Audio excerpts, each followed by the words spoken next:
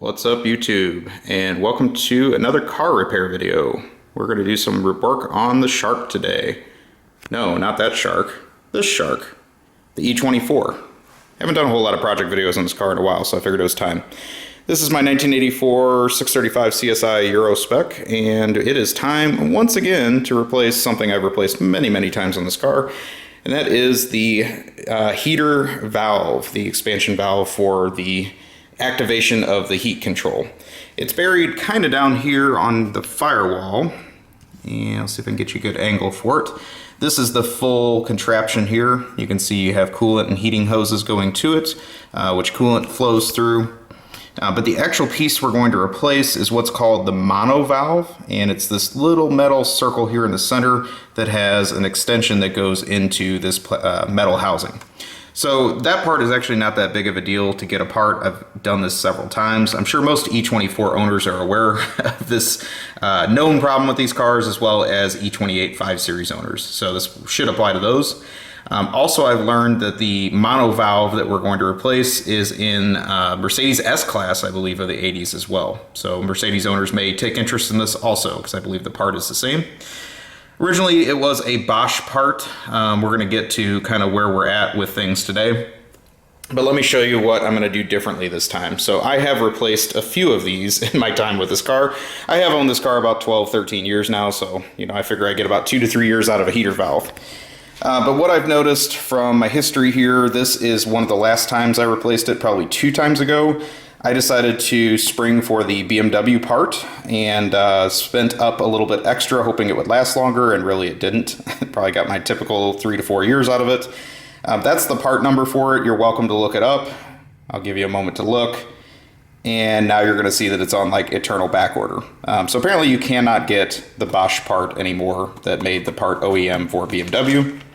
What you will find on the market is monovalve repair kits, and this is a former one. This might have been an original Bosch, or this might have been a former third-party one. I can't remember, but this is something I had on my parts shelf in the old original box from one of the other times I replaced it. So what you'll see is a manufacturer called MTC. I believe it is China's finest, and they are very cheap. You get this full metal piece with everything in the kit. However, they have a really horrible reputation online, and I would tell you that is probably valid. I remember doing this job probably less than 2 years ago, and I noticed on a recent road trip that the heater valve has failed again. So you're welcome to try that. You get the full, like I said, metal piece here that everything fits into. This is kind of the top view of what we were looking at from when we were in the car. This is how it mounts inside the car. But I'm going to do something different today. There's a new player on the market, and that is the URO or Euro parts kit. So a couple things with this. It's very cheap. I don't expect it to be the best of quality. This did not cost me, it was like less than $20 shipped, so not a major purchase by any means. However, this is more of a do-it-yourself process. You don't get the metal tube and everything, so you actually have to transfer parts over to the kit to work with this. However, some of the online reviews I've read of this seem to be better than the MTC, which is really your only other option at this point, unless this one goes back into production, which I kind of doubt it right now.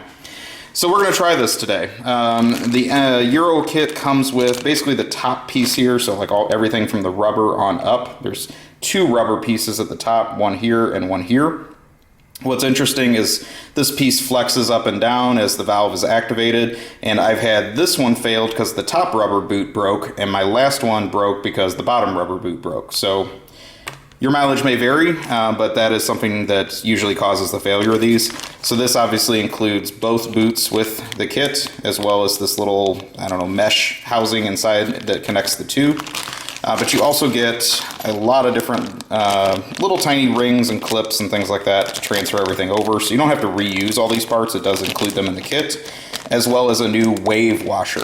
And this is what the one that came off that other one looked like. So this is part of the process too. You want to replace the wave washer, which slides onto the piece like that. So anyways, I am going to start to take apart this one. I obviously still have the one in the car. I want to say this is the one from 2 times ago, though, that was actually the Bosch part. So if I can use a little bit of the better rest of the pieces, I will. And then obviously just change out the part that is most likely failed on the MTC once we get it out of the car. So we're gonna go ahead and start taking this one apart. I have taken the first clip out. So this actually is right at the very top here. I thought I was gonna have to use some snap ring pliers to get that off, but my snap ring pliers were a little bit too big. So I just used a simple flathead screwdriver. It pried off actually pretty easily.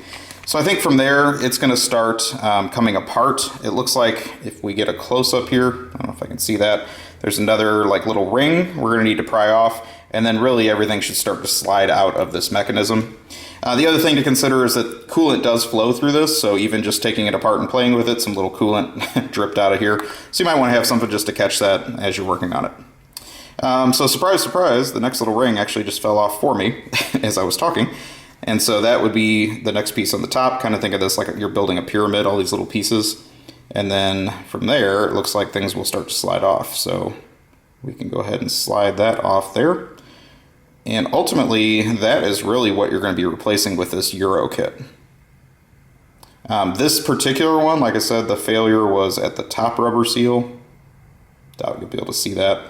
But typically they also fail at the bottom rubber seal, so that's why you get both in the kit. And then this is the part we're going to mostly reuse. I'll probably clean it up a little bit here before I start putting things back together.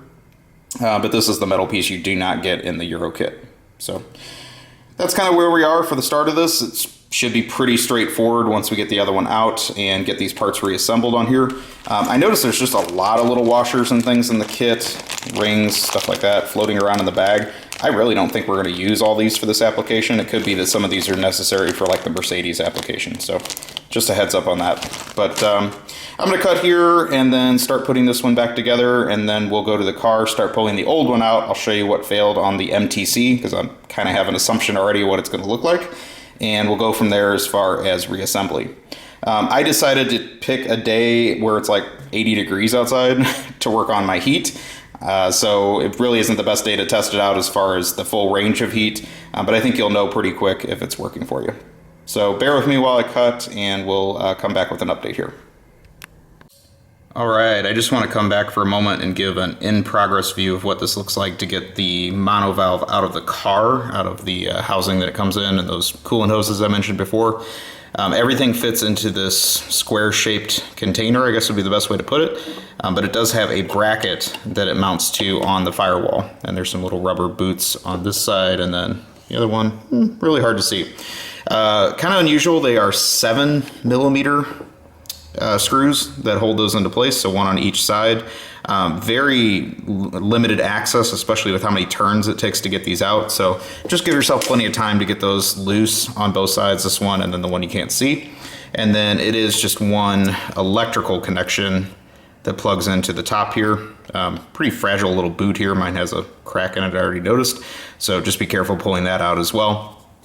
Last thing I wanted to mention, just before I get mine out all the way, it is 4 flathead screws that hold each corner, and these get pretty baked on. I had a little bit of a hard time getting them to turn, even though this has only been replaced maybe 2 years ago. So if yours is older, they could be really difficult to get out. Give yourself a pretty beefy screwdriver. Just be careful how you're holding it so you don't strip anything. But I got the most difficult one out all the way, and then I'm going to start getting the rest out, but I've already got them loosened. Just remember, when you do lift up on this piece, this is all going to be coolant inside, so just be careful so you don't spill it. You really shouldn't have to bleed the system or anything like that after this unless you really want to. You're just going to be letting, a little bit of air into the system, I guess. I don't know, maybe it is best to bleed it. I've never done it. Your call. But just wanted to give that update before I get this all the way out of the car and then start swapping over the new components that we've added today. All right, so one more update before reassembly into the car. I have finished the reconstruction of the new one. Really wasn't too bad. Like I said, it does come with a bunch of these little rings and clips. I replaced all but the very bottom C-clip, whatever you want to call this. It was at the very base of the unit. I saw no reason to pull that one out. It was just holding everything in. The other one was just fine. And then for some reason there was 2 extra of these in the kit, and I don't see any need for those for this application. I already replaced I think 2 others of those as I did at least one of those. So no, it was one. It was one more of those that was toward the bottom. I did replace that. But for some reason there's 2 extras in the kit. So maybe that's just for other applications. The wave washer we are going to use on reassembly, but there's actually some metal plates that go above and below the wave washer that you need to reuse. So we will do that as we reassemble. Just a side by side, this is the new one, and then this is my last one.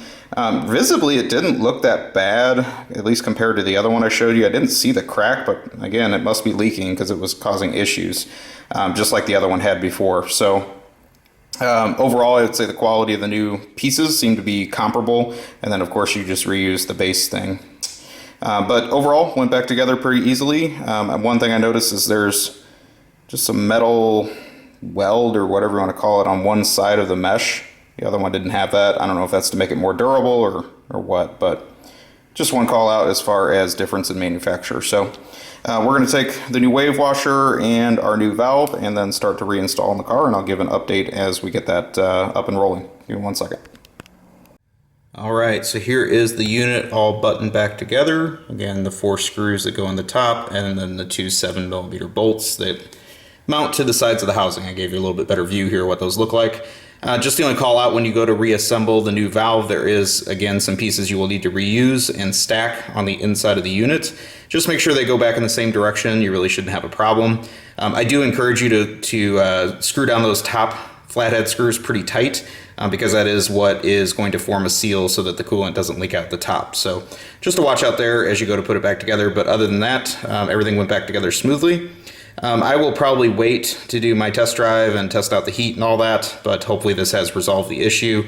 Really the situation in my car is that the heat control, when you would adjust the temperature, it was basically like nothing or hellfire were your 2 settings. And so the variability should start to come back. I think the valve was just getting stuck either all the way open or all the way closed. There was no intermittent features, which is what this is really intended to regulate. Other symptoms could be that your system starts off hot and then just goes cold midway through a drive. I've had that happen with older valves when they went bad. So just a couple of things to watch out for and why you would want to do this repair. But again, I'm going to hold off on my review of the Euro kit as far as everything I replaced today until I get to test it out. Probably wait till cold weather and then I'll be able to give you a good opinion. So feel free to ping future me in a few months and I'll give you my review on how this one held up. But overall, this isn't that difficult to repair, and if you own one of these cars, you'll probably get to do it frequently, so you'll get pretty good at it. But thought I would give this video just for a look for anybody starting for the first time with this repair. So hopefully this was helpful. That's about all for now. Please take a moment, like, comment, subscribe, let me know what you think, and I will talk to you soon. Have a great day or night, wherever you are.